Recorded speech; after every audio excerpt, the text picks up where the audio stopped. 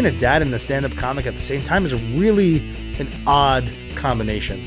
Like, do you tell your kid not to curse, but then you go to a comedy club and you start cursing? Do you tell your kid to stay in school, knowing college had zero effect on your life?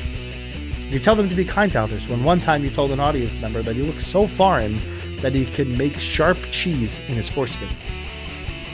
Today on the show is a fellow dad, comedian, and writer, Craig Baldo, and we are here to talk about the volatility of comedy with the stability of being a dad. It's a really wild existence. This is just like that smegma that guy had. This is a bit too much.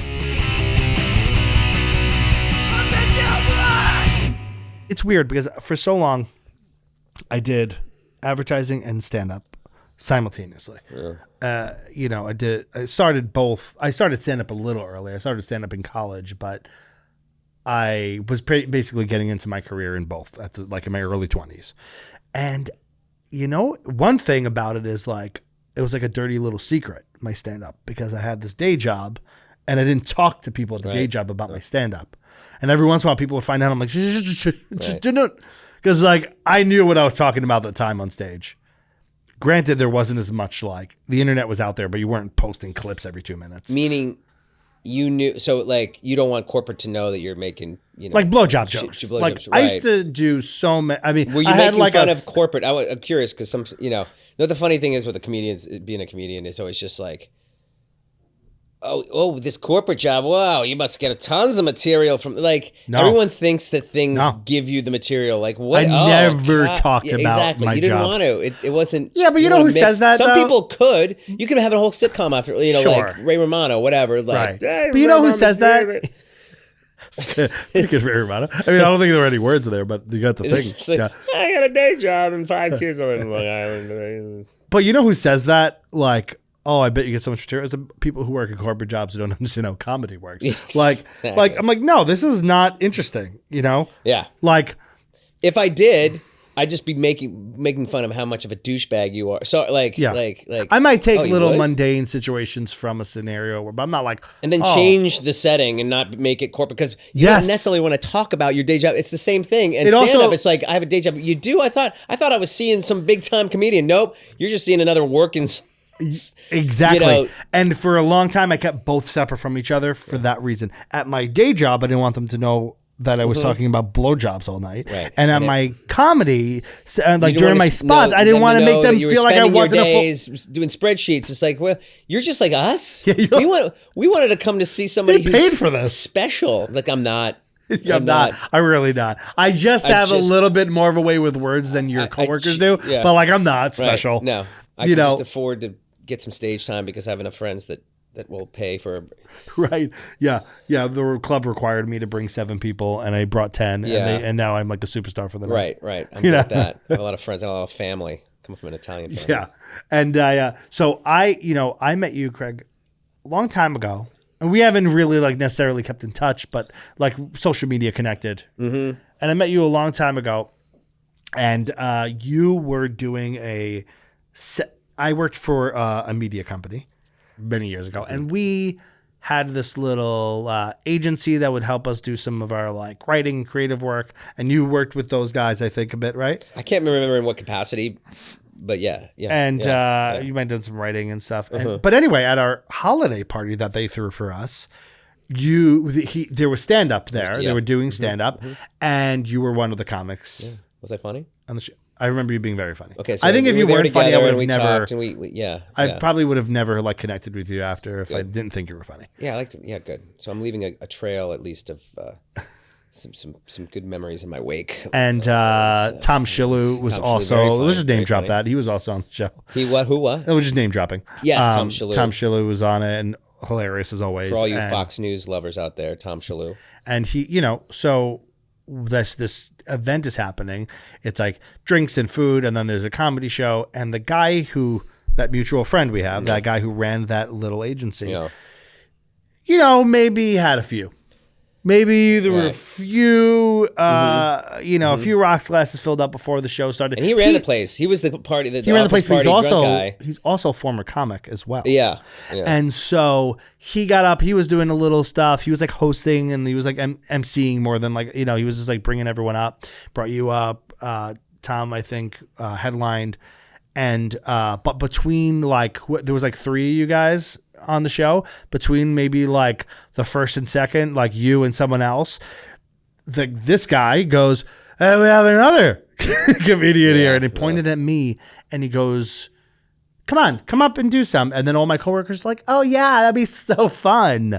And I knew nope, this is a nightmare. And I was like, no, from a couch. This is exactly why you kept those worlds separate. Exactly. In fact, it reinforced it, and I doubled down on that secretive way of being after this night, because then I get brought up, and I've had a few drinks in me. Which could help.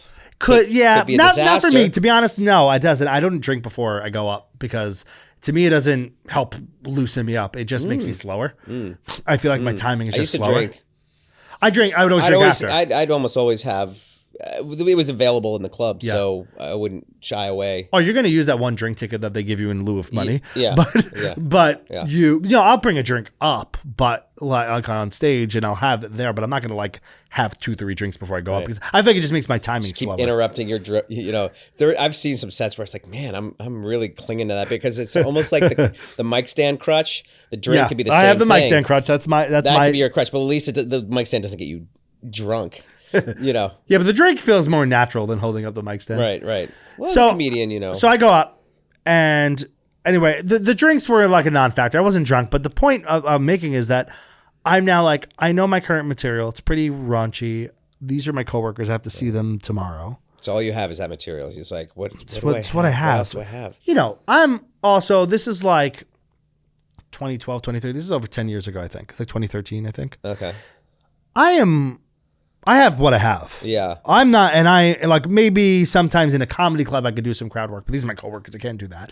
So I have what I have. I'm talking about, sex, and I'm talking about my point of view on certain things that are probably a little not work safe.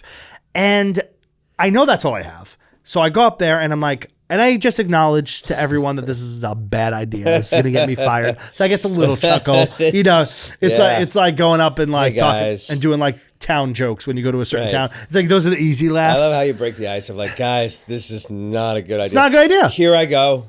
And then, boss is watching me. He's your boss, right? The guy who brought me up was not my boss. He was like our partner, but my boss is there.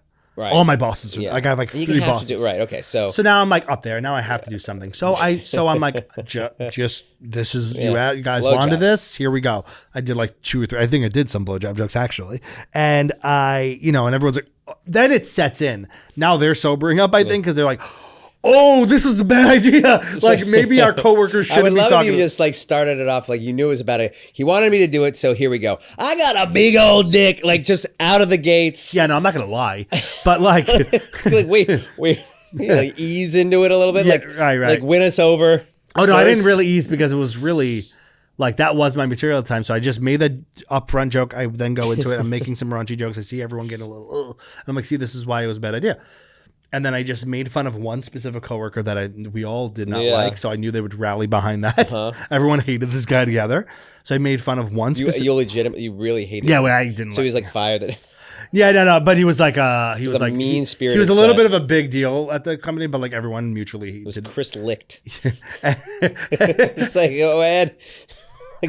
And he's like CNN. So I made a joke about him, and everyone got behind that, and I just went by, and I just exited the stage. I was a quick intro. If I stayed up there, I would have been fired. I mean, it's like people get fired from at Christmas. That's good stand-up. Well, right, but if you hadn't gotten fired, it would have been a testament. It would, right, but that's why I do it at comedy clubs. Was fine. That's why I do it at comedy clubs, and I don't tell the people at my job that I do this, because then they're going to be like, "Well, what do you guys? What do you joke about?" And then yes, they do the inevitable. What do you do to talk about us? I'm like, no, you're boring. You get to talk about us. I'm like, you're boring. I don't. No one talks about you. You must talk about us. Yeah, no. Like your mom talks about you. What about that time last week that we were like, somebody fucked with right, the Wi-Fi was down. Yeah, like no, that's not interesting. I had a similar story to that. Is that that's the story. I don't have mixing stand up with I was when my kids were young, and I had my second kid who was a baby, and my first kid was your second kid was a baby. When my second kid was born, he was a baby. Right. My first kid was born at. He was like 14. Age 14. Yeah. It's a tough. Which just sucks because the only reason why you ever would D-section. That wasn't even. That was a D-section. The only reason why you like a 14-year-old son is because they were a baby first. Because that's when you got to like them, and then you deal with them when they're a teenager. You don't want to straight into I hate you, Dad. The minute he came out, get out of my room, Dad. Yeah, fuck you. That's Day 2. But my kids were young, and when my older kid was at an elementary school in Brooklyn, in Cobble Hill, and they had a parent talent night. It's Brooklyn, so it's just like everyone's talented because all the parents are all talented. That's the most fucking shitty Brooklyn. Well, shut. It's like, but you have like musicians, like real, like it's oh, that guy's an Arcade Fire. He's playing his own. We're in Brooklyn here. It's like I'm a comedian. I was on TV and stuff. So you were. I did my set. And so it's in front of all the parents, and I said sure, I'll do a set, and I hadn't been doing it so much, so I'm my sets are like B minus sets. I'm not killing those days. Right. But I knew I could figure out some material, and anyway, I was like, I'm gonna do some kid material, so I'm doing it in front of all the parents and the principal of the school is there. Doctor, I'm not gonna say her name, but like she goes by Doctor. She's very she's cool. I like her a lot, and the set that I have planned is raunchy. It entails this joke I had about like after you have a kid. And your wife has a kid, she doesn't want to have sex and everything. Yeah. So, you got to find your windows to masturbate between work and taking care of the kids or whatever. Yeah. And so I was like, one time I actually, I masturbated while my kid was taking a nap. Right. I'm taking my care and he's taking a nap. And everyone's like, you can be like, like they almost like, and the principal's sitting in the front row. And then the punchline is, but he was napping in the Bjorn. He was in That's funny. And then I was like, yeah, people are really grossed up. I'm like, what's the problem? Don't judge me on that. I mean, he was still in the Bjorn while I did it. Right. Yeah. And I looked down. And how did they react? And it was great. I delivered it better than I just did right now, but I looked down and she was right in the front and she was laughing. I really, because we're parents, we're all parents of new kids, where all of our marriages are suffering because of our newborns and our sex lives and our marriage. It's just messy business. It's very relatable because yes, it is messy. Yeah. It is messy. That is the thing that people don't tell you when you're about to have a kid. It's like, this is going to be hard. Yeah. Not the baby part. Everyone says having a baby. Like, people acknowledge that having a baby. Like, we know that having a baby, because you and I as men know how hard it is to have a baby. Well, like, people will tell you, like, not having the baby. That's what I was talking about. Yeah. Like, but it hurts. People will be like, well, sure. You ever hear the Ring of Fire? The Ring of Fire is like the feeling. What that is. The feeling that's a term used to describe the feeling. Ring? Well, it's when they're at the widest part of the body passing through, which is the shoulders. The feeling is the Ring of Fire. Yeah. So we won't experience that, but some parents, after if they're real enough, will be like, I'll feel something like the that. Ring of Fire. It's the other ring. Yeah, right. Like some parents, if they're real enough, will be like, yeah, having a kid's tough. But what they don't, the specifics of why it's tough. Yeah. Like, you're going to fight with your spouse in ways you never thought you'd fight with them before. You're going, yes, there's the sex, there's all this stuff that like sort of takes a hit. Yeah. But like I used to do a bit about this, but it was like the breakdown of the sort of cordial things that we held in our relationship up until having like the politeness that we held for each other before we had a kid that just like broke down the second we had a kid. Like what example? Like no name calling. Like, me and my wife were always like very respectful of each other. Yeah. Really, this is a real thing. I had a bit about it, but like, this isn't the bit. It's just like for example, I never in my life have called, I still to this day, have never like called her a bitch. I would never say that to her. And she would never have been like, you know what, you're an asshole. That we always acknowledge, like, I feel like the people who really curse each other out like that, like, don't respect each other. So we all have our feelings. Like let's maintain. Unless you're George Carlin of like bad words have they have a place. Implications. Like, asshole is so in our lexicon now. It's don't be an asshole. Come on, you're being an asshole. But we kind of just made it a blanket rule, though. It was like, let's not name call, because when the couples when the like, you know, gates open, then it's you know, those couples, you're just like, I don't like idiot is. I feel like that is worse. Like, because you're like you're really like you're an idiot. Like. Yeah, you're that's too like dumb for really. this conversation. Yeah, you're kind of. Yeah, that is you're more degrading someone to. But that would fall in the same thing. Dipshit. Idiot, dumb, like the name calling, because you see those couples that are like really fucking having it out in the street. You know, like they're out there, they're fighting, and they're like being mean to each other. And my wife and I, when we were dating, we're like, let's not ever do that. That's a line. Yeah, let's not do that, because when we cross that line, there's a level of respect that just left the relationship, and you're not ever going to get it back. That's my theory. It's like you don't get that back. When you become that couple, you're that couple. Even if you don't do it all the time, it's like there's a little bit of respect. You don't get it back because you know that they meant it. Right. And that meaning was, in a way, like... Yeah, if your wife... My wife always says things. She says things. Her anger takes her to places where she goes so below the belt.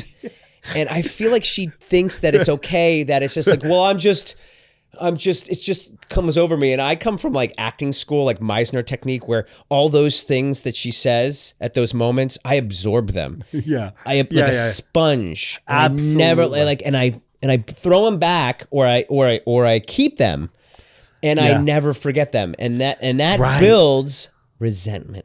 It builds resentment.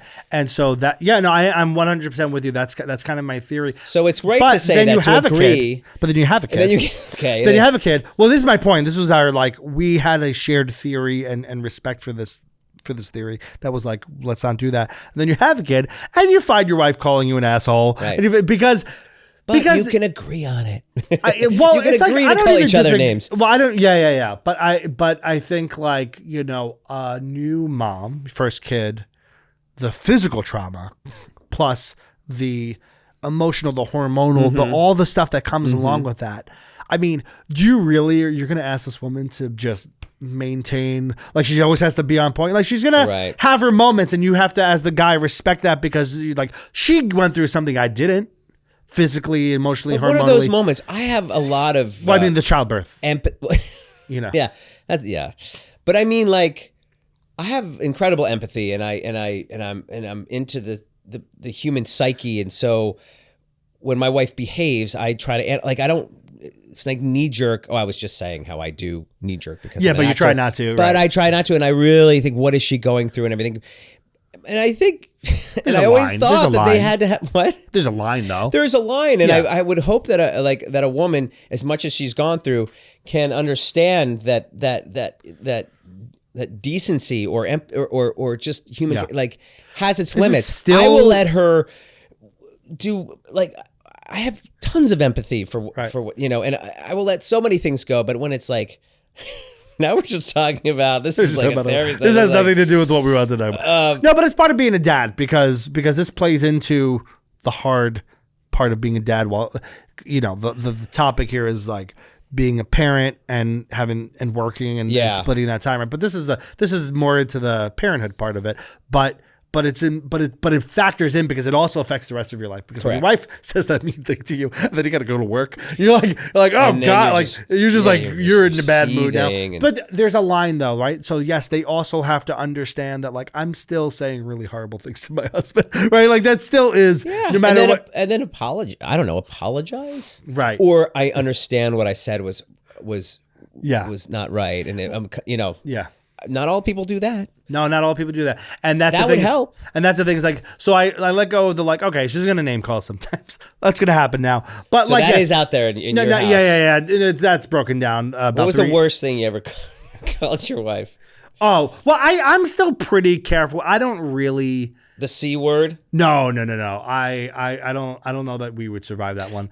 My wife's a sassy Italian woman. I don't think I would survive dropping the C word. I dropped it once. I didn't call it to her directly, but it was like indirectly. If someone saw you on the street one day, or like look, you made it someone else. They might have considered you a cunt.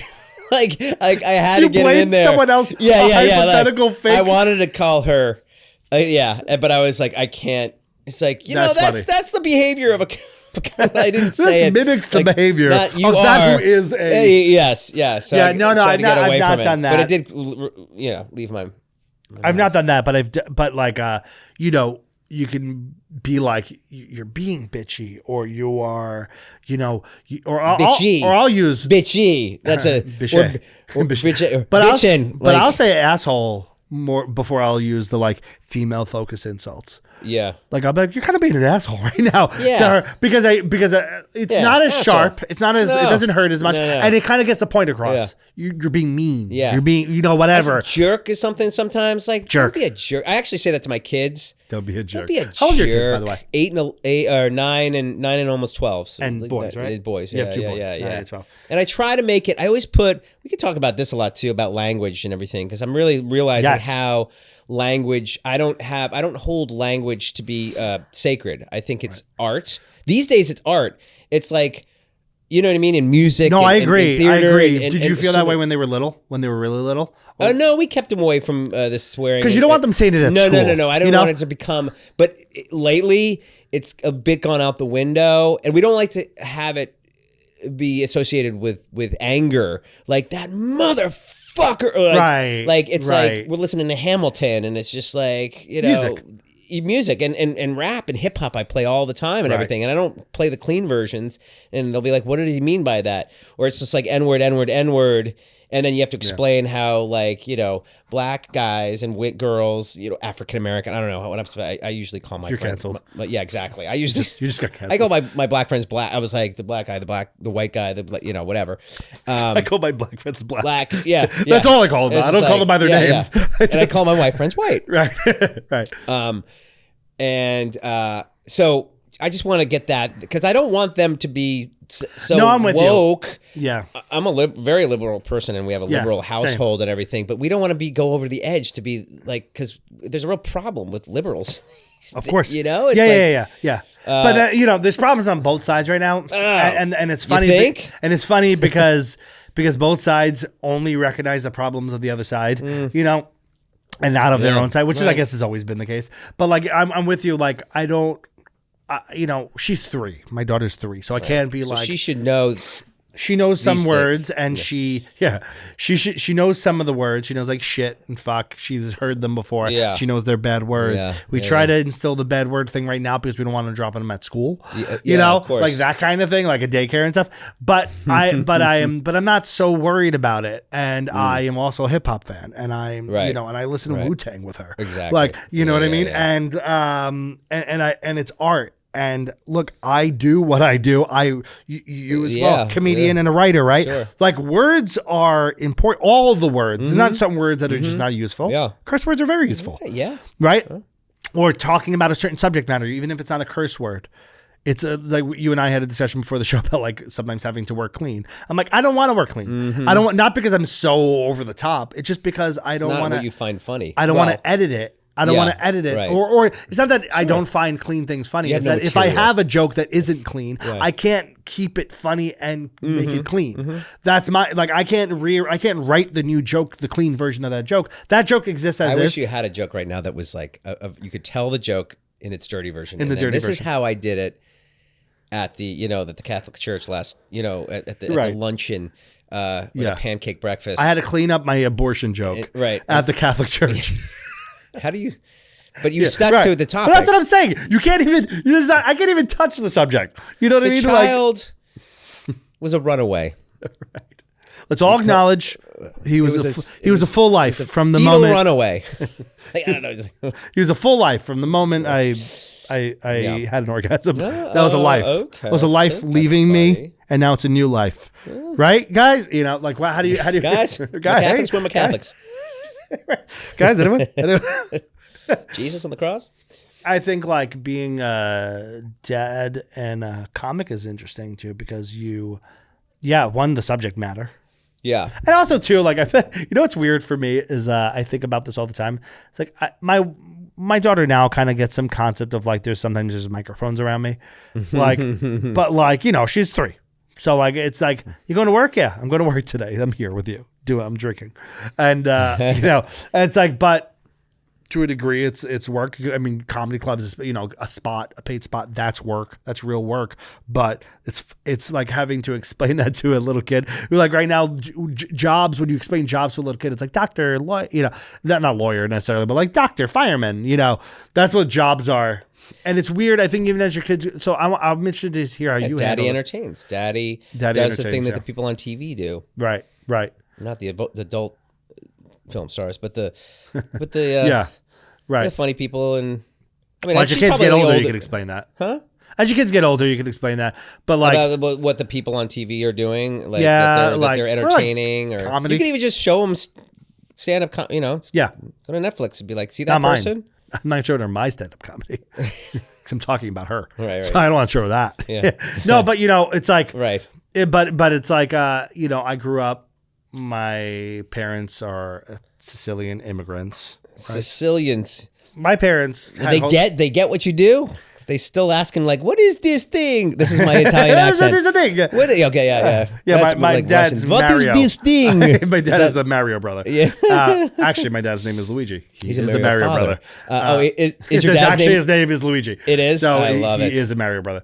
But my point is that they came here and they like whatever hopes and dreams and ambitions, they didn't really pursue them. They just got jobs, you know? So I grew up with an idea of like parents work their jobs. Yeah. They go to work 9 to 5. A lot of people have that idea in this country. Right. And so, but you know, it was like, but also like I knew about some of my parents' ambitions and the things they wanted to do. And I also knew they didn't really pursue them because they had this family to keep stable. They had to make their money. You know, those things would have been a risk, and they weren't going to risk it because they escaped poverty in the hills of Sicily to come here and make a life. So now it's like, Correct. You got it, hold on to it, right? So what do you think those things would have been for your dad? Like for my dad, it would have been like a cellist owning. No, it would have been like owning a restaurant. For my mom, that would have been the. For my mom, it would have been like being. She wanted to be like a fashion designer. Interesting. And she had like a artistic knack. Either of them do either of those things on the side? No, not at all. And now they're retired. And stuff. Okay, But yeah. But no, not at all. And like my mom, the closest she did was like she designed her own dresses that she would wear sometimes and then bring it to a seat. Like so she could do it. I've seen her sketches. But untrained raw talent. She's a creative. She's also insane, but she's also insane. Yeah, she's crazy. My mom's crazy. There's a lot of material in there. Like my mom's crazy. You should use that. Yeah, like you should use. Hey, my mom is crazy. That? How crazy is my mom? Oh my God, she's from Sicily. Oh, she's like, hey, wait, Carmelo, get in here. You got, you could just. Well, before you there's made gotta her, be some great stuff. I don't like that you switched the accent. Before I was like, hey, what is this? And now she's like from Brooklyn. Just hey, Brooklyn, get the fuck in. That's just a Sopranos character. Accents for someplace. Someplace. Yeah. You always have an accent when you. I don't know where it is. Yeah, they're always somewhere different. They switch. It's on the border of Queens and Brooklyn. It's even sometimes within the bit they switch regions, and but they do. You always have an accent. They go from Ireland to Jamaica. You're always insulting someone. Yes. But so when I grew up, and I think that's part of why I went into advertising a little bit. Like I felt like even before I had a kid, I was like, I need a job. I really felt like that. I was like, I need a job, and I'm doing comedy too. This was your instinct, like kind of from who you came from. It's like burnt into me, right? Like, okay, so and it's not that they weren't supportive necessarily, because they were like, go out and do it. But in my mind, it was like, but I still. That was you though. That was you needed the job. You wanted the job. Yeah, they didn't tell me I have to have a 9 to 5. Right. But I thought that that's just what adults do. Okay, yeah. And I'm going to pursue comedy too. Because let me tell you something, working 2 jobs, doing a job and having comedy, that's a young man's game. It's hard to do both as you get older, because think of the reality of that. You work 9 to 5, 9 to 6, whatever your hours are, right? You work a full day. You now have a few hours to kill before a stand-up show. Go grab some food. You go do, this is my life for a long time. Go grab some food. You go do the show. Maybe you drink a little bit. You hang out. You do the thing. You have a great set. You feel amazing, and you stay out late. You have a bad set. You go home and you want to fucking like die. And you know, this whole fucking roller coaster of what being a comedian is, but you're managing your 9 to 5. So now you go to sleep. Maybe it's a Wednesday night. You did that. You go home. You go to sleep. You got to wake up. Oh shit! I'm tired from the night before. But I'm 23. I could bounce back. So you go back to work. You do maybe 2 nights later. You do the same thing again.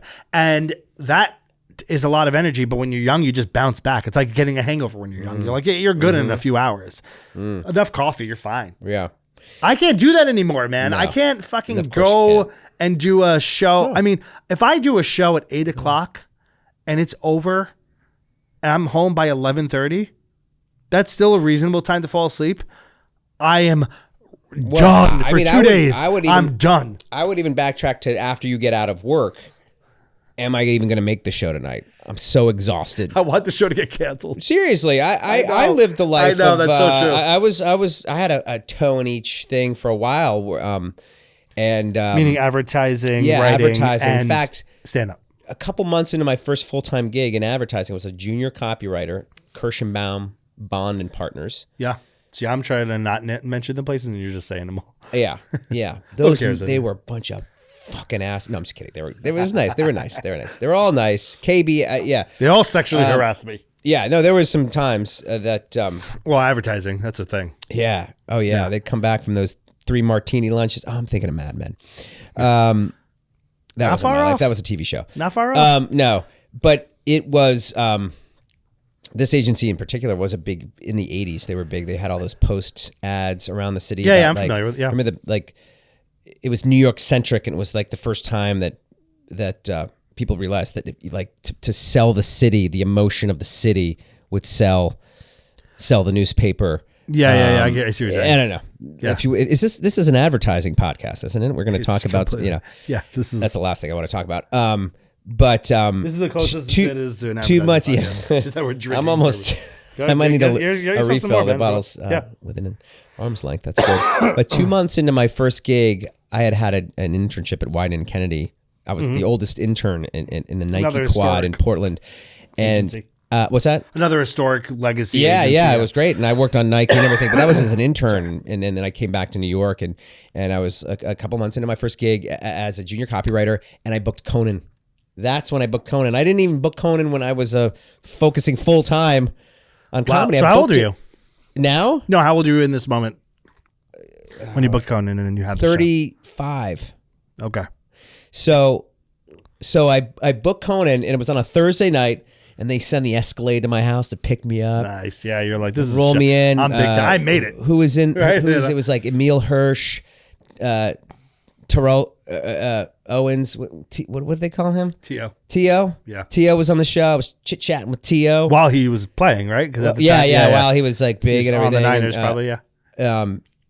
And then I came out of 30 Rock, and Amy Poehler's over there. She's like, "Hey, Craig!" Like I knew her from I was just I fell on top of the world. Yeah. And it was a Thursday, and then the episode aired that night. So I was not just and I had done character work on Conan, and I used to tell people, I'm going to be on Conan tomorrow night as robot on the toilet. You know what I mean? Yeah, his crazy bits. Yeah. But this was I'm a guest on the show. I'm doing stand-up, and I'm one of You did a 3 stand-up guests. set. I did a set, and it was just tonight on Conan, Craig Baldo, Terrell Owens. It's the whole thing. It's a big moment. And I think most people would choose not to go to work the next day and just take Friday off after that. Yeah, for sure. I would have taken a week off. You kidding me? I went in. And I was sitting at my desk writing Mohegan Sun print ad, as a junior copywriter. And these 26-year-old guys, they were actually probably more senior than I was. Would see, I remember they looked at me like, "Hey, did I just see you on Were you on TV last night?" That's weird, man. And I was like, "Yeah, I was on television last night." And I got to get these lines out. Hold on, I got to get these taglines out. That was the beginning of the. But that was the peak. If your question to me, which it wasn't, was when did you? I don't think I asked when did you start? When was your downfall, or when did you start? Well, you're downfall 35. Wait, was it the day after you were on Conan was your downfall? It was the beginning of the end. It wasn't the end. It was just the beginning of if I would actually choose to go back into work, that meant I took that job. That had that job on my mind more than how am I going to parlay my appearance on Conan into more stand-up. Yeah, but I decided to go back into work, which I thought was interesting because I was taking it seriously. I was in my first job. I really wanted to do well, but I got booked on Conan. What a weird fucking thing to be a junior copywriter. Because you really have to make a decision. You have to make a decision at that point of am I going to try to ride this Conan? And this is at a time, I think also late night appearances also meant a lot. Advertising. Yeah, like late night appearances for a comedian meant a lot. Like they mean less now, right? But like because there's just like there's all this content out there, and like we don't value. Late night was for comedians was it was a goal. It was a milestone moment. I would still argue that being on like the Tonight Show or Colbert, those are. I'm not saying they don't do anything for you. No, I'm not saying. I'm not even sure if they do anything, but I do think that like they don't book comedians that much on those shows. Right. Do they? I don't think they do. The big people have their Netflix specials, and you can always put it online or whatever. But to get like have Colbert bookers book you is it's pretty big. Yeah, right. You know? And but my point is like at that time it was like it was a checklist. Thing. It was like if I could get on a late night show, that's huge, right? And so it's interesting that you didn't try to then ride that out because that was you did simultaneously. I did. Well, you did because you had a career. In what way? In what way did you fail? I don't know. You know, well, that's sort of like that's another like parent question. Oh, you were on Conan, so things are, so you've made it.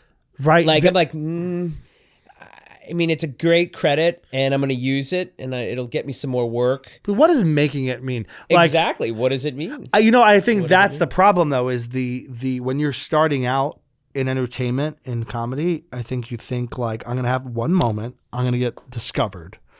When you're young, you think that I'm going to get discovered. So your idea of making it, the world's idea of making it, like I've always tried to not live by the world's idea. People used to say when I tell them that, or I told them that I'm not doing much stand up these days, or that like, oh, is it, how does it, like, the question's like, well, it's so cool that you went out, you pursued your dream. And it's too bad you're not, pursuing your dream. And like, hey, stop placing my dreams upon me. Well, it's a choice to not do as much.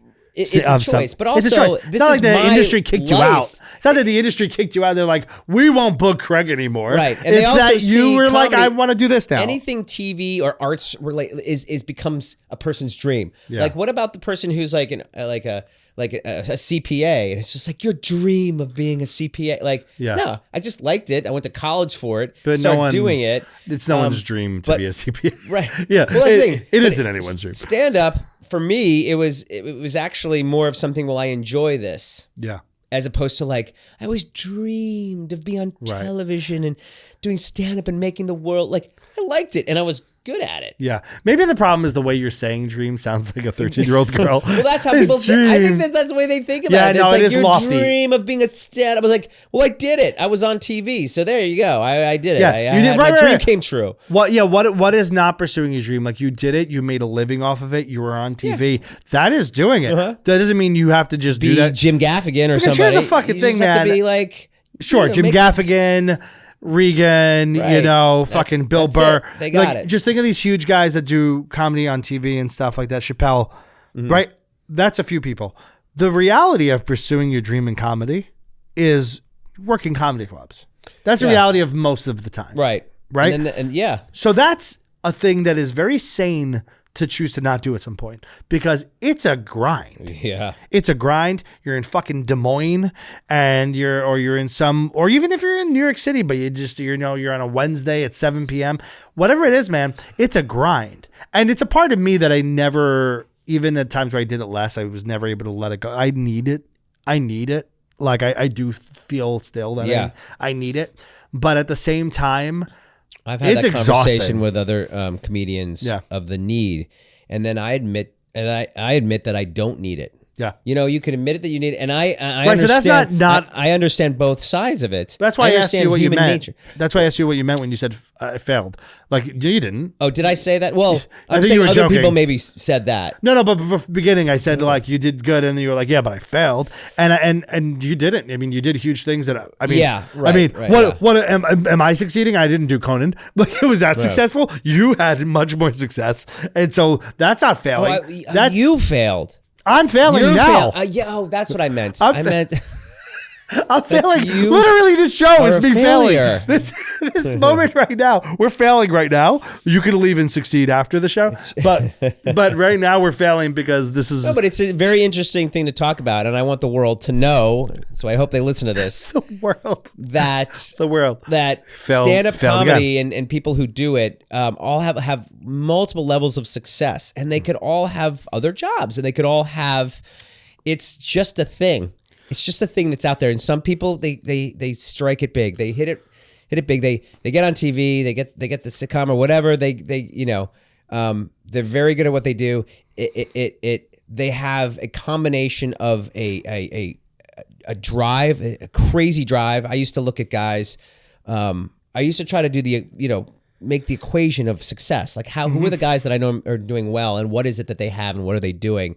And I would look at guys like Birbiglia and even Dimitri Martin. These are guys I would hang out with that they would. I could see what they were doing, like their tenacity, and they would wake up and write. I would wake up and get a bowl of cereal. Yeah. They would wake up and write jokes, and they would do it, and they worked so hard. And so the work ethic in that department, and they were funny, and they were crazy good at what they did. So you can't just be great. I know some people that are great that could not market themselves and could not bottle what they did and sell it to the public, and it's too bad. Oh, for sure. I mean, a lot of comics are horrible self-promoters. Yeah. I mean, I'm a horrible self-promoter, and I've worked in advertising and comedy. You'd think that'd be the perfect combination. I feel the same sometimes too. Is that I know how to market and I know how to make people laugh. Why am I not? Why have those two things not made me? Why are 4 people listening to this podcast right now? Why am I not Matt Rife? Oh, because I don't look like Matt Rife. Yeah. Right. That's all right. Forget him. But why am I not someone else who's ugly and funny? But like you were on Conan, right? People don't understand. You still have to work, and work in comedy is a fucking grind, dude. Yeah. I mean, it is. Take that appearance and then capitalize and exploit it to the. To the ends of the earth, and you have to have a good person in your corner helping you do that. Right. It's not up to them. It's still up to you. That's another thing about, like I mentioned Birbiglia. We shared a manager for a while. Yeah. And I'd go in to see my manager, and I'd be like, "You're spending all your time with Birbiglia." As a client, you always have to kind of like. And he's like, "Yeah, because he's Mike Birbiglia." He was on the rise, but he was like, truth be told, Mike does everything. Mm-hmm. He doesn't. He only calls me when he needs me to put a plug on. But he does does everything. Yeah, and you're like, I wasn't. I was like, and I always tell people that I was like, if you get a manager, don't just think you need an agent and a manager, so then they take care of everything. Right? You think that's another ideal. That's another ideal you have because you watch Entourage. That's another ideal you have. It's like my agent's gonna get me booked. It's like you still gotta. I mean, I know I produce a lot of comedy shows, and sometimes I'll put someone really big on the show, and I'm like, when I'm talking, and this is now me in a booker seat, I'm like, which is not something I do often, but I like to produce shows in like weird places. So like fucking rent out a movie theater, or I'll do like a weird restaurant. Yeah, I'll do some cool shit like that. And I'll put, someone with a pretty big name on it. And it's funny because I'm just talking to them on their fucking email, like some comic who's like very successful, and I'm just like, I'm not dealing with your manager, and they're like, yeah, I'm not going to deal with my manager because if you reached out to me personally, also you don't have to pay them then if they didn't book you, because most of the time you only pay them for what they book for you. Mm-hmm. It's like, I'm not going to loop them in and then lose 15% on this fucking thing, So there's that too. But you don't realize how much of it is, you've got to grind, man. I mean, dude, these days with all this shit we're doing, with all like the podcasts and the clips and the fucking crowd work that doesn't work, but everyone thinks it works. And like, I mean, it may like work in a certain sense, but it doesn't work in many ways. Like all that shit. And it's like, you've got to, dude, you have to grind now. I think comedians used to be like, perceived as like lazy, like, oh, you just go out at night and you do a few minutes and you go home. You don't. That's not the fucking case anymore, man. You've got to stay relevant. You got to put out like 40 fucking clips on TikTok. Yeah, that's some hit and some don't. I'm not. I know. I'm horrible at that. It's which is another reason I'm sort of not. There's a lot of reasons that I'm not active. I think we're having you and I. It's interesting because we do so many. We're both dads. We both. Worked in advertising, creative director type, copywriting, and comedy, right? But like, I feel like you and I have like opposite arcs. Like you're like kind of just you're a little bit over it, right? Do you still do some stand up? Yeah. Or have you just not much? Really? I'm teaching stand up. You teach stand up, right? Isn't that's a progression? Teaching it now. Yeah, you've matured. Yeah. Well. Yeah. I just want to keep. I enjoy stand up. I mean, I enjoy the art of it. But you don't care, like you don't need it, right? Like you don't need it. I don't have time for it, and and I don't need it. I don't need it. If I needed it, I'd be a lot more miserable. And I definitely would be divorced because I'd come home to my wife all night and bitch about how I'm not doing stand-up enough and everything. I don't miss it. I'm fine. Yeah. I got 2 little kids that keep me so entertained, and I tell them jokes and blah, blah, blah. And, it's great because I don't miss. And here's the other thing. I don't want to be bad at it. And I know if I'm not working on it 6 nights putting everything into it. if I'm not in the gym, I don't want to have these crappy sets. I don't want to just like get by like, oh, I felt so good to get on stage tonight and have a couple, It's like when Tyson came back to fight Roy Jones Jr. and you were like, both of you guys should not be doing this right now. Tyson's fighting again. Tyson. I don't know when this is going to air compared to that fight, so I won't. But Tyson is fighting, what's his name? That younger kid. That's right. I was going to say Logan Paul's the brother. Jake Paul. Yeah. But it's like Matt you don't want to, right? If you're not if he's fighting Matt Rife, that'd be amazing. Isn't he? Tyson's way funnier than he is. I know. Tyson's way funnier, and I don't think Tyson would tolerate the accent he puts on. Yeah, I think Tyson would knock his head off. Yeah. Which I think a few people would pay to see. Not shitting on Matt Rife, by the way, because also he's like good for him.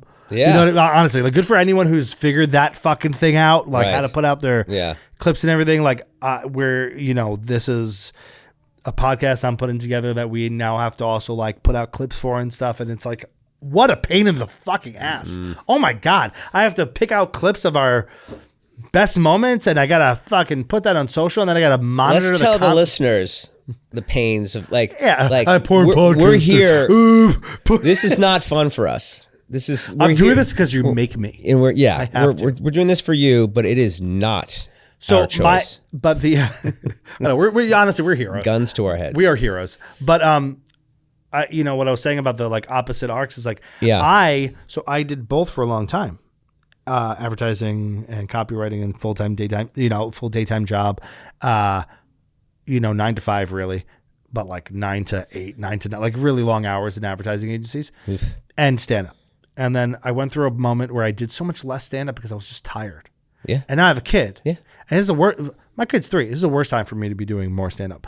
But something did happen. This is really corny, but this is the truth that I went through.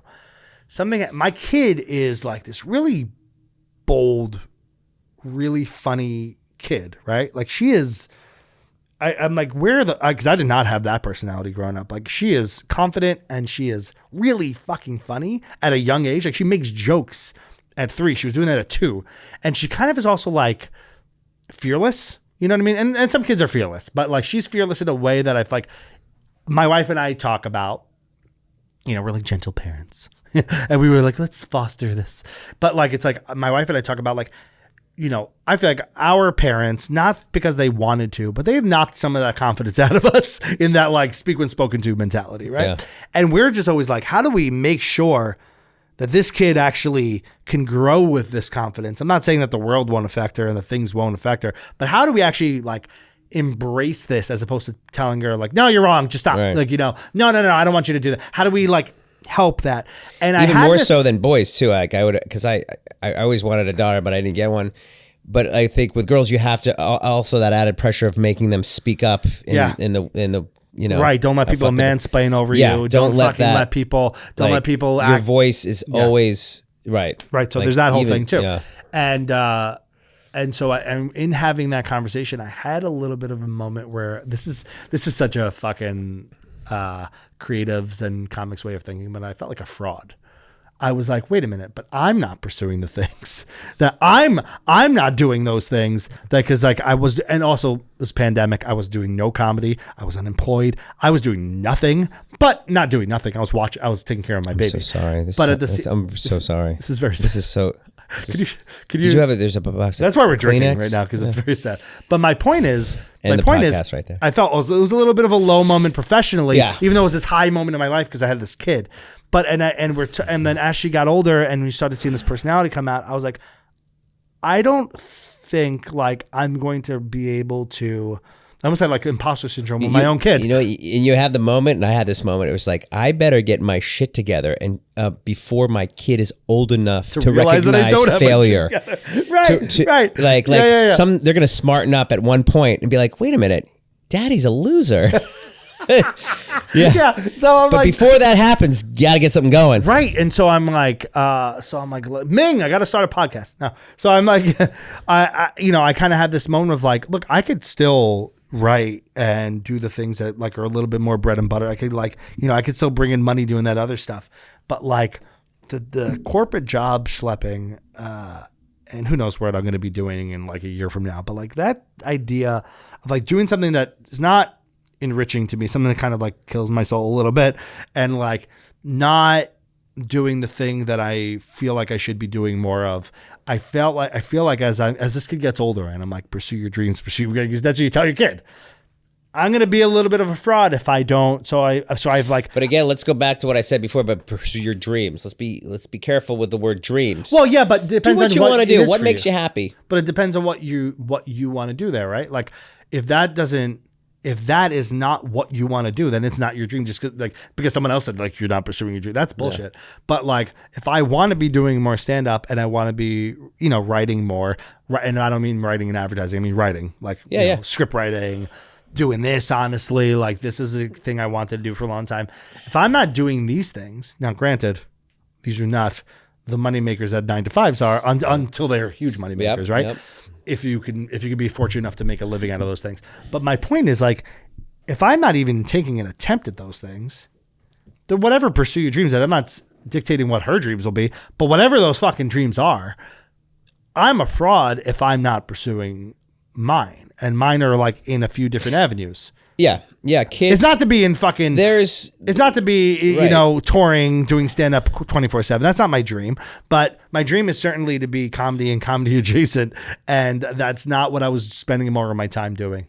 So I kind of, in a way, that kid who didn't even say anything about this kind of inspired me to kick it up a notch. And those are I feel like how you affect your kid. I mean, it's very nuanced, and there's a lot of different ways you can do it. But it's almost broken into those two of teaching them, and then leading, and then teaching by example, like direct, teaching. And what you're talking about, right, is teaching them by example, by just being the person that they witness living, and they're going to witness dad running out of the house to go do his podcast and going to do a spot. Right. And that's it. I mean, honestly, that's like, they don't have to be like, why isn't daddy on TV? Where's daddy's Netflix special? Yeah. I'm not saying I have to reach a certain level of success. But you're doing it. And again, and I'm going to go back to this because you keep saying dreams. I think we should temper it to nightmares. Daddy's, yeah. So like, because really, dad's happy. Dad's working to make money for our family. Dad's doing stand up. Like he did a stand up show. Like what dad does stand up at all? Like what is 3 weeks a year versus or 3 times a week versus 1 time every 2 months? Right. Daddy's still a stand up. Dad still makes people laugh. Yeah. He still has his podcast. He's still doing these things and he's happy. My dad's around me and he's got a smile on his face. He must be doing stuff that he loves to do. And that's what I mean by dream. I don't mean like this lofty. Like, I know. I mean like the thing you're passionate about. Correct. The thing that makes you happy. Right. And that is, but I do think that dream is lofty when we all think about like, and happiness is like dad's happy. Like, and I don't want to like dull, because we should go shoot for the stars, for the stars. Right. But make sure you're happy doing it. Make sure you're not killing yourself. Yeah. I had a therapist once, which just like, I beat myself up so much for not doing more stand up, for not like, I remember back in the 90s, like I had go to therapy and I'd just be like, I could be so much better if I just worked harder. If I worked harder, if I like beat myself up. And he got to a point after hearing this, puberty setting in. After 2 years of listening to me, like he's like, Craig, maybe you just don't want this. Right. I'm sorry to say that. Maybe you don't want to work that hard. Working that hard is uncomfortable for you. Like the other guys I mentioned, it's not uncomfortable for some people. They love it. They can but work. Is it not? Because because part of that I'm a man of leisure. No. Yeah. For maybe that's what you're saying for yourself. But those guys that put so much into it, I don't know that they're just like, oh, this is great. They don't drink. They don't hang out after the shows. They go home and write. A lot of them drink. Well, a lot of them either drink so much, and but like successful. We've lost so many comedians because of their indulgences. Yes, so I mean, maybe like Birbiglia does not, right? But like that doesn't mean that so many don't. Yeah. And I remember Aziz did not, and Dimitri, and but like Sure, the guys sure. that were doing well around me guys- weren't drinking a lot. it's healthier not to. And the ones that did drink a lot and did like they were all in rehab or they had sponsors following them around, right. like all the time. I Right. remember I was hanging out with Geraldo in Montreal. I just got to drop names Yeah. and cities.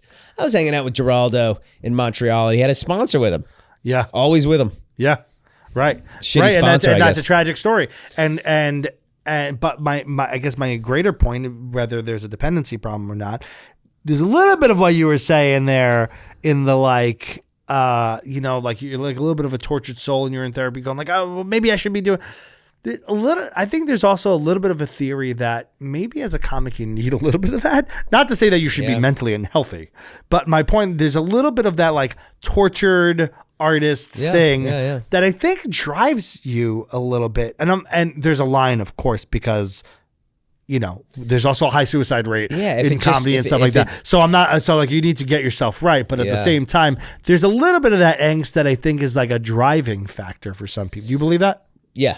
Like that actually makes you a little better sometimes, but then it could be unhealthy.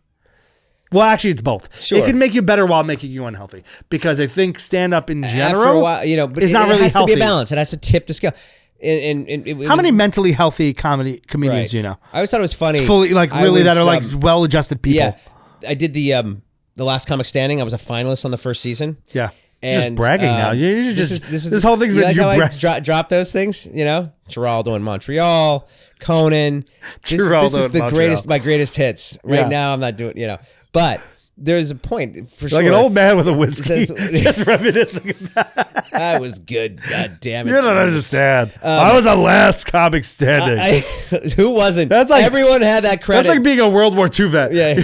Like, you don't understand what we went through. What's funny about that show is like back in that time, it's like 2004, 5, all these reality shows of let's get all the singers to live in a house together. Let's get all the dancers, the finalists, to live in a house together. Survivor. Everything was Survivor. And the best was the comedians. Oh my God, it'll be hilarious. Let's get the 20 finalists to live in a house. And then I was like, wrong. Yeah. That, you think it's going to be like all these like fun, wacky. It's so wacky. It's going to be the most depressing hour of television. People, you could tell that the idea. Rich Ross walking around being like, why didn't I do that? Like people just hating themselves. right. 20 people in a house hating themselves. Yeah. You like, you clearly the showrunner never went to an open mic. Have you ever seen comics try in to their natural that also while competing? Like, because like on a show, a paid show, it's a different story. Everyone's getting paid. You're kind of like, not that you're necessarily in it together as comics, but you're all okay with it. Everyone wants to do better. This competitive nature. But like, you ever go to like an open mic? No one laughs for each other on purpose. Yeah. Like the comics are in the back, even if you're making them laugh, they're hiding their laugh because they don't want you to feel better than they feel. Comics are not nice to each other. My good friends that are comics who are supportive of me and I'm supportive of them, we're still not even that nice to each other. Yeah. Like, I mean, in like normal niceness. Yeah. I know they care and they know I care, but it's kind of like unspoken. We don't say we care. We don't do normal friend things. Yeah. The whole thing's kind of mentally unhealthy, dude. Like the whole thing that drives a person to want to be on a stage in the middle of the night, talking to a bunch of drunk people. Like, it's like, oh, it's showbiz. That's cool. But it's like, what actually, think about the person who wants to do that. That's not always I'm not saying that everyone's completely fucked up, but like pretty fucked up. It's a pretty fucked up pursuit. And that's actually an interesting thing too, is you're a dad. I'm a dad. Yeah. And we're not always the most well-adjusted, like, I mean, which is true of dads in general. Like my dad was an alcoholic. I love to see my kids fail. Like my dad was an alcoholic and he was what? He was an alcoholic. Oh, he was. Yeah. Okay. And so it wasn't, like not like an abusive person, but he had a he's still alive, right? Yeah. He's still drinking? I think I think he manages a little bit better than he used to because he was a heavy drinker. Yeah. And so whose dad's not fucked up, I guess is my point. But like, and we're all fucking up our kids. But at the same time, like, I'm so conscious of, like, I want to make sure that my choices aren't negatively affecting my kid. I'm thinking about that all the time. Yeah. So much. I mean, I'm constantly fucking thinking about that. Just everything, man. Like some little shit. Like Really? things I say, things I do. I'm just always What do you do? Well, what's the worst thing you did? No, it's not even. That's the funny thing is I don't understand. It's not even that I'm doing a horrible thing. The horror stories I hear about people and their dads beat them up and all these things. Oh, and yeah, I'm not going to be like my dad. I don't know so many people right now that they're more aware of like an awful childhood and they pivot. Maybe I don't know about the ones who are beating up their kids or whatnot, but most of the people I know are good people that are like maybe just because I hang out with. That's another thing. You know, we talk about how shitty comedians, but like how redemptive they are. You know, like that's a nice thing about comedians. I think they're all comedians trying are to be also very better, self-aware. Yeah. And I think the self-awareness helps, but like I'm always paranoid that I'm doing something wrong, and I'm not doing anything wrong to my kid. Like, you know what I mean? I swear I'm not. I believe. Don't look at me like that. I just want you to go easy on yourself. But an example, and I'll tell you why it's not bad. And you know it's not bad. What you're saying is like that's what I do to myself, and I know I do it to myself. I'm torturing myself, and I'm telling myself that. Does your wife help you in that department? Like, hey, Carmelo, come on, it's not that bad. They'll be fine. Yes, she does. Or does she do it to herself? Because she do the same thing. She does both. She does both. She helps me when I do it. She's like, "You're a great dad. What are you talking about?" Right. Which is reassuring, and I do it for her in her moments. But we both have these things from our like childhoods that we hold as like, oh, that was a little weird, or that wasn't great. You know what I mean? Like, so I think we're both so there's this whole conversation. This is very like lofty Instagram blogger talk, but it's like this breaking generational trauma, and like when things weren't great for you as a kid and you had to be you had to go inward. That's this is like a little bit of a vulnerable fucking corny thing to talk about, but come on, Mark Maron. But like you go like inward as a kid when you have like these kind of volatile environments around you, right? Like you just kind of like retract, and that's why I talk about my daughter's confidence, because I'm like I wasn't that confident. I was just always like in my shell because like I was funny and I was outgoing when I had the freedom what was the to thing? be. Was your dad coming home and? Yeah, my parents were fighting and they were screaming, and because my dad was like out drinking and gambling and like, things like that, and she didn't know so there's a lot of that sort of volatility. My dad was also kind of like, as a kid, I say was like he's dead, but I'm just saying was because it's like when I was a kid. My dad was also really like inconsistent about things, right? So he would also just be like, I'd be like, I think this is an immigrant parent thing. This is like, I always say immigrant kids. My wife, kids of immigrants aren't allowed to have fun 2 days in a row, right? So like if you go, I'm going to go to my friend's house, and he goes, yeah, and the next day you're like, can you go to my friend's house? He's like, what the fuck? No, he starts yelling at you, So it's like all this stuff that like made me a little sheepish, and we did also like when we did something wrong, we got hit. I've talked about this on the show before. Like we got hit if he was disciplining us. What kind of hit? Like a smack in the face. In the face. Yeah, in the face. Like a hard one. Like pretty hard. Yeah.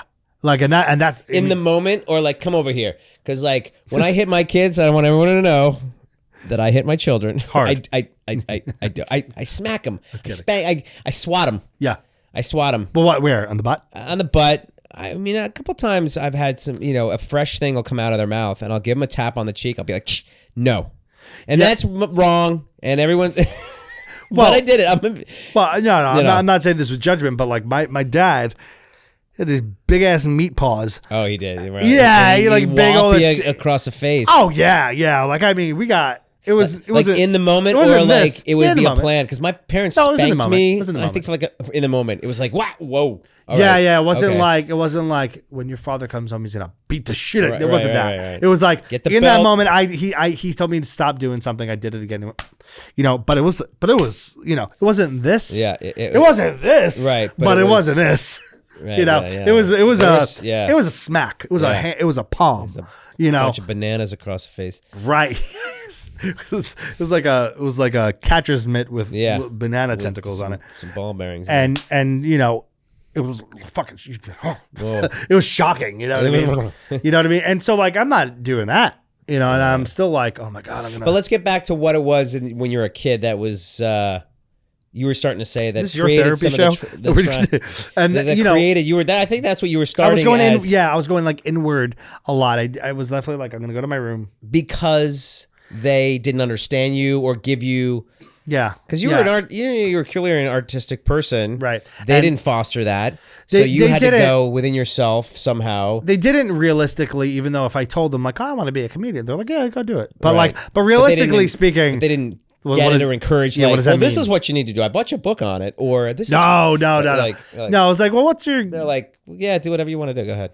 Right, and so, and then you had like a big, loud Italian family and all these like cousins and everything. If you ever like had a vulnerable moment, like you're like, oh, I'm bonding with my cousin. Hey, you know what? I think I'm gonna be a comedian. You'd be like, shut the fuck up. Yeah. No, you're not. Yeah, that's stupid. Like, listen, you're gonna change your mind when you get older. You're gonna want to work in construction because it's a solid job, and you're gonna, like you'd get that kind of like naysaying around you. So it became like, I'm just not gonna fucking tell anyone anything. Yeah. So again, inward. Right. And I watched my daughter with this big outward personality, and she's little, so you don't know exactly who she's gonna be, but like with this big outward confident personality, and it speaks your mind, and I'm like letting her do everything, like it fly. Yeah. I mean, I think you got it to a degree. Like you can't. Oh yeah. She would shut that shit down when they're kids. If you shut it down when they're 3, that's gone. Yeah. They've got to then rediscover that in therapy, and they got to rediscover that and then overcome you. I don't want to be a thing my daughter has to overcome. No. But so many of us, I think in our generation too, in my generation, I felt like we all had to overcome our parents. It feels like it. I feel like,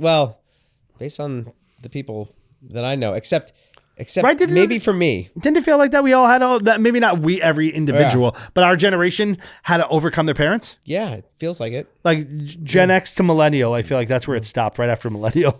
I feel like everyone's like, your intensity is for shit. You need to win. Oh, wait, that was Emilio Estevez in Breakfast Club. My parents were awesome, and they were the nicest people in the world. Yeah. So wasn't that nice? That's why I failed as a comedian. Wasn't that just great? Yeah. No, but I used to, I was in acting class and I had nothing to pull from. Everyone's like, imagine, everyone had something to pull from the drama. I didn't have anything. Yeah. My dad was a gym teacher. He wanted to play wiffle ball with me every day. My mom was kind and compassionate and asked me how I was feeling all the time. That was it. No one, I got little spanks sometimes, but it didn't traumatize me. Right. So I don't know. I do a lot of listening to friends, and it's surprising to me sometimes that they didn't have the childhood that I thought that all people would. So to get back to what you're asking, I had that idea too. Like I thought everyone got hit like really hard across the face. Well, I think probably more people had your childhood than had mine. It feels like, because like everyone I meet is like has at least one parent or something crazy that's like just they ignored me, they did this or whatever. Because everybody I know is trying to just be better parents than their parents, and I think there's a lot of good parenting going on out there. Like, I'm just listening to you talk, and it's like you sound like you're great, conscientious parents. I mean, which is just way more than they ever get. Like, way more thought than they ever put into it. Conscientious is the one thing. That's it. I definitely. It's like objectively, I could look. I'm like, I know I'm not doing a bad job parenting my kid, but then sometimes you get in your head and you want to. Right. But let me ask you a little sidebar on this. We're talking about working in parenting and comedy. When your kids were you out? Because I don't know exactly the timeline. Were you out doing comedy while your kids were little? Like, were you doing stand up? A little bit. It definitely, I was on the off ramp by the time they were. You were starting to do it a little less. Yeah. because of the kids, or just because that sort of a little bit that fire we're talking about, you didn't really need it there. A little bit because of the kids. I having kids, and I'll say this to any comedian, are a great excuse to kill your own, to put an end to your own dreams. Don't kill your kids. Was that what I just said? Dreams again, and I was aware I was saying that. But I used to make a joke about how I did use them as an excuse to flee, to give up comedy or whatever. But I didn't have it in me. Anyway, and the kids again that was another example of people being like, oh, you had kids now. That must be such great material, and it is. Sure, of course it is. Yeah. But everything's material. Everything's material. Everything's material. But I didn't cultivate that area because my whole comedy, my thing for many years was kind of hapless single guy, a lot of music and pop culture. Mine was more of like observations on like some like music. I did a lot. It might sound strange, but I would talk about. It was less about you. It was more about like music and observations of like movies and ads that you see on TV. But I don't know. I really did well in that genre. And so it wasn't like, what's it like Thanksgiving dinner at your house with your family? I didn't talk about that. I didn't talk about. And then when I had kids, again, I didn't take the material from the fatherhood thing. So it didn't help. I remember when Louis C.K. had kids, and his material went from just kind of like just absurdist guy who was kind of weird to like this he made the transition beautifully. His family stuff made him more famous. Material was incredible. He was doing things that he was jerking off in front of a lot of people. No one had ever seen that before. To be clear, while he was doing amazing material, he was jerking off in front of everyone. In front of people. But while he was doing like all that, the family, the kid stuff, no one was doing the stuff where he treats his kids like assholes. Why you gotta be such an asshole all the time to his kids? Right. Like, you'd be shitty, like, playing hide and seek with his daughter, and his daughter's like, I found you, and he's like, fuck you. Don't be so shitty about it. Like, just his kid stuff. I think was like the level. Like, you're right. His really old stuff. You could like find his really old clips. They were just like. That's what I fell in love with him as a comedian. Like, I used to see him at Luna Lounge back in like 97 and everything. And I was like, who's that redheaded guy that I see? He was always amazing. So good. He was always amazing. And his kid stuff just made him more famous because all of a sudden. That's what brought him into the mainstream. Well, everyone was like, he took holy shit, I'm a dad. Insights and put him into like, and they were irreverent as well. It wasn't Ray Romano. It was like, here's a guy, he's a dad. He's still a dad. He's still a dude. He's still jerking off in front of people. Yeah, but nobody knew that yet. Kids. Nobody knew that yet. And but he was irreverent and relevant at the same time, which is incredibly so. Which is a really special thing to hit on. What parents like you do. You sit around being like, why are you being such a dick to your kids? He would say that. And in a way you would have never thought of, but in a way that felt like you thought of it already. Yeah, that's what some of the best comics in history. That's what they do. They say plug into something that they plug into something that Seinfeld's observational things. Like, what's the deal? I mean, right you now notice it's those same things as at an airport that he did, but he's saying it in a way that you could have never formulated because that's the craft. That's what he did. Yeah. He made that opinion. Like it's like the subject matter is relevant, but his opinion is like, holy fuck, what? That's crazy and hilarious, and I could have never thought of that, even though I've thought like, oh, what a little fucking asshole. He said it in a way that was hilarious, right? And he's like, because if you just call your kid an asshole, it's not really really not funny. Right. That's called abuse. That's called abuse. Yes, you just go, hey asshole. But that's not the joke. Yeah, you're right. And the whole Seinfeld Larry David thing. I think that's a bottomless well. I wish somebody else would come out with another, like a Seinfeldian kind of like, this is a show about nothing where people just observe and because there's so much there. Like I feel like I have like Larry David-isms all the time that I want to continue Curb now. He's done like there's like who's doing it now because you don't have to be Larry David to have like. I had a moment the other day where like I was at a urinal in a bathroom and I was whistling. And some other guy came in. Yeah, and called the cops. And he was like, he went into a stall, and I paused my whistling for a second, and he started he hijacked the whistle because only one person. Was he whistling the same tune that you were whistling? No, something else. But two people in a bathroom in a men's room can't be whistling at the same time. Yeah. But I was whistling, and that motherfucker came in. Now, do you think he whistled because I don't know why he did it? Because he was like this is a guy who likes whistling. It was contagious. He didn't hear you whistle at all? I think he heard me. And then he's like, I'm free to whistle. This guy whistles. Yeah, like you actually encouraged him to whistle. Like I was only on the first verse, and I was like, I wanted to do another verse, but I couldn't because he was like, I don't know. The point is, well, if you were whistling different tunes, now you're competing, and like, but I think the only way you could have joined the whistle is if you then did the second verse of whatever he was doing. I'm not getting in on his. No, it was my song. It was American Pie. That's how Boyz II Men was discovered. They were like singing in a bathroom. And someone's like, "Oh my god!" They're in three stalls, all shitting, whistling in harmony. And Boyz II Men was born. You could have started like an old dad boy band, but like, but the yeah, point is, okay, right? I think that's maybe I'm the only one who thinks that's funny. I was like, he hijacked the whistle. Right. I was whistling. You're right. It's like a Seinfeld. Or like, I could see like, or Larry David. It was like, you can't, I don't do the stop and chat or the, he always has the name for it. Right. The cut in the line thing. But and it's like a thing. They all have like lines. And I thought that was a thing. maybe no one else has ever experienced it, but you could at least maybe relate to the fact that you can't, if someone else is whistling, well, you're both going to start. I mean, my rule of thumb is don't whistle in public because I think people think you're a serial killer. I think first especially of all. when you're taking like, how happy are you holding your penis?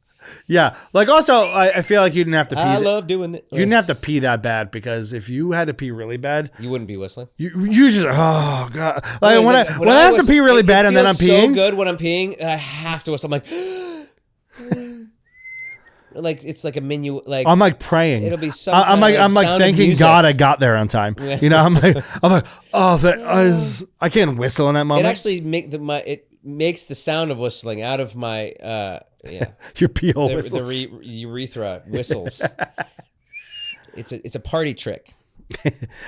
I'll do it right now. Yeah, turn the cameras off. I heard that. I heard a little. It sounded like somebody left a window slightly open.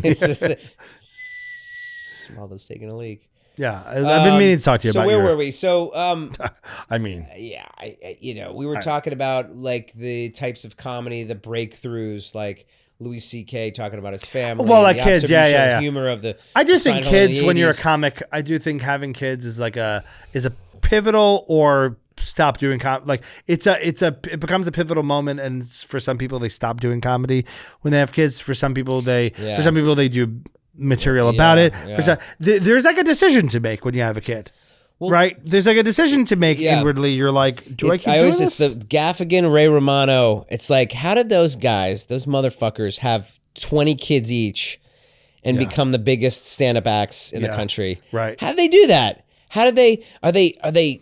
Are they Mormons? They're not Mormons. How do you have the focus of like, my career is my comedy, and my wife is going to pump out all these children and take care of them? It was a Gaffigan bit about, I think it was Gaffigan.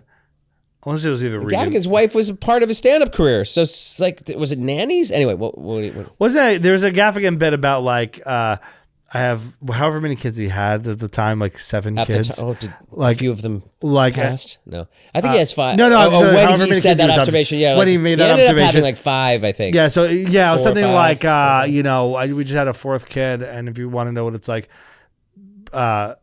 having 4 kids, just imagine being in a swimming pool with 3 kids and then someone hands you a 4th kid. Or like you're trying to keep yourself up, swim and hold the 3 kids and someone, but it's like, but it's true. But what's great about them is that they knew exactly where they were in life and they could comment on it, and it fit right into who they were and what they wanted to do. I find that I can't comment so quickly on things that are happening to me. Like I need time to process things. Like I had this weird like medical like scare. Yeah, but it ended up being something less scary, but something I still have to treat, which is ulcerative colitis, which I thought I had like colon cancer. And the whole fucking summer of like in and out of the hospital before I knew what I had, it was like this whole traumatic thing for me. And then it ended up being something that's like treatable, and it's like something you have, and you just have to just try not to shit yourself sometimes. And like, so, I need like, it sounds like something you could write a lot of jokes about. It's like a stomach issue, but in the moment, and now I could talk about it, but in the moment I was like, I'm kind of traumatized by this whole fucking thing. I can't even do that. Well, like even when I first had my daughter, I mean, it was during the pandemic. I wasn't doing stand-up, but I wasn't really able to write about it as it was happening. And I was like, this is like something I could write material on. It's like having a kid. Logically, I thought that. I was like, no jokes were coming to me.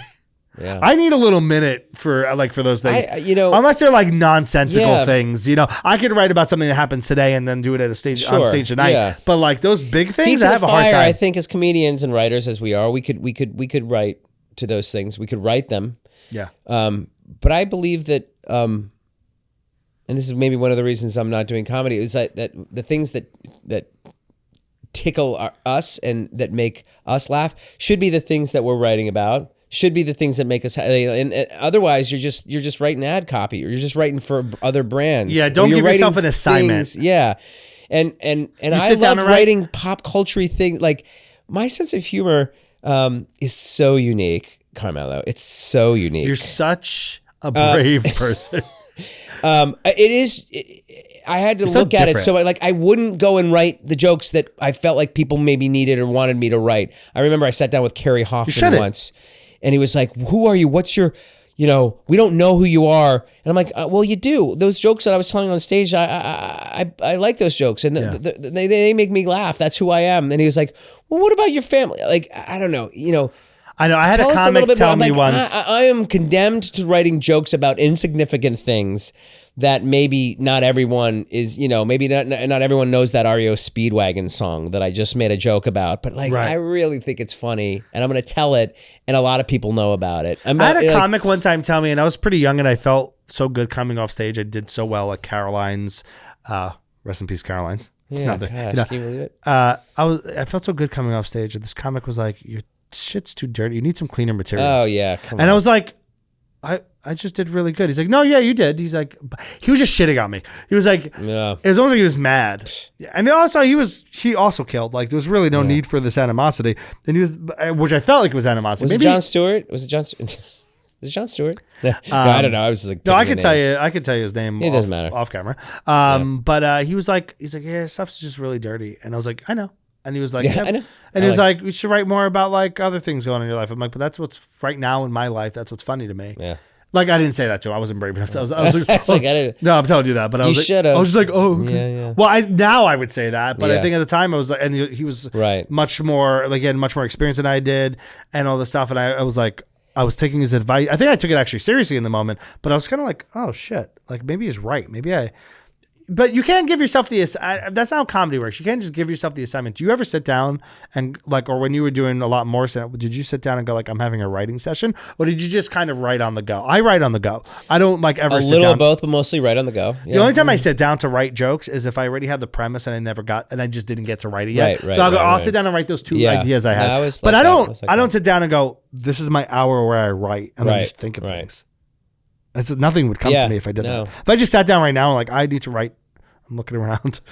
Or what we would do is we would have our little notepad in the back, and we'd write out. We'd sketch down. We'd be on the subway, and you'd say like, mustaches or whatever. You write that down, and then when you sit down for an hour to write, you have your premise. Yeah, you have the things that maybe you could write about. But I hear about all these disciplined writers, and they're like, I make sure that like maybe 4 hours a week I write, and I'm like, oh god, yeah. How do you do that? There's a book Stephen King wrote about any like real. Well, that's why I don't even call myself a writer. It's my vocation, and it was like, but like, this is maybe just part of being a self-loathing comedian and or person. And don't give myself credit because I'm a decent writer, but I'm not a great writer. And I don't even know if I consider myself a writer because there's that old saying, writers write. And that's kind of like what you were just talking about. Yeah, they carve out the time. Yeah. They have a nook. They have a place they like to go. Find your place. Yeah. Find it. Carve out it. Carve out 3 hours. They all go to a coffee shop in Maine. And write. They're all in a coffee shop in Maine. And they put their headphones on and they write and they type their little fingers off for 2 or 3 hours a day or whatever. And they do it. I like to get up at 1 in the morning take a break. And I write till 4. That's what writers do. Yeah. I don't do that. Yeah. I write out of sort of necessity for wanting to be funny. Yeah. And I write out of necessity for wanting to make money in an advertising job. Right. I write out of necessity and I don't hate it, but I don't love it. I'm not a writer. Like I don't know. It's funny with comedy. And sometimes I feel like I need to write. I'm a decent writer, but I'm not a. Well, comedy sometimes I feel like I need to write because I'm sick of my own old material. Yeah. So I'm like I should be writing more. I don't want to fucking tell those jokes anymore. Yeah. I mean, I do write a lot, but I don't. It's never that conscious. It's just like if I'm talking to you and something funny happened, I will just make a note and then I'll write it later. But like, and then you'll act it out on stage, and you'll actually write it on stage, or you'll perform it, and it'll come out, and then you'll get the beats of it down or whatever. And as I got older, I wrote more on stage because I became a little bit more like, you know what, I'm not figuring this out right now. I was trying to write it and I couldn't. Yeah. And then I'm like, I got the premise. I'll go on. I'll just do that. Yeah. And then and that ended up being a really effective method for me because I was able to go up. There's something it comes out of you more because you have to. Yeah. When you're on stage, you can't just like write it and then look away, check your text messages. Yeah. Like you've got to do it. So you hone in, and also there's a freeing thing, and also you're reading the audience. Yeah. There's also like they help you sort of write it because you're like, they're not following writing on stage is like, that's some of the best writing you can do. It's great stuff. It's a little vulnerable and it's a little scary sometimes if you really take the step back and think about it. Like, I don't even have this worked out. I'm going to bring it up right now, but you should do it because that, you could also feel what they're responding to and not. if maybe you want to do two different things in that joke, you try them both. You know, and it gets easier as you get more comfortable on stage. Yeah, because you are, you're just more prone to let it out, instead of being so tentative about about being a green comedian or whatever. Like you're closer to having your voice. I have my voice, so I'm gonna riff on this topic that I think is really funny, and I'm gonna do it as best I can. I'm just gonna go out there and be like blah blah blah blah blah, and I'm recording it. Hopefully, we're recording these. You know, you have to record your sets. You need the clips.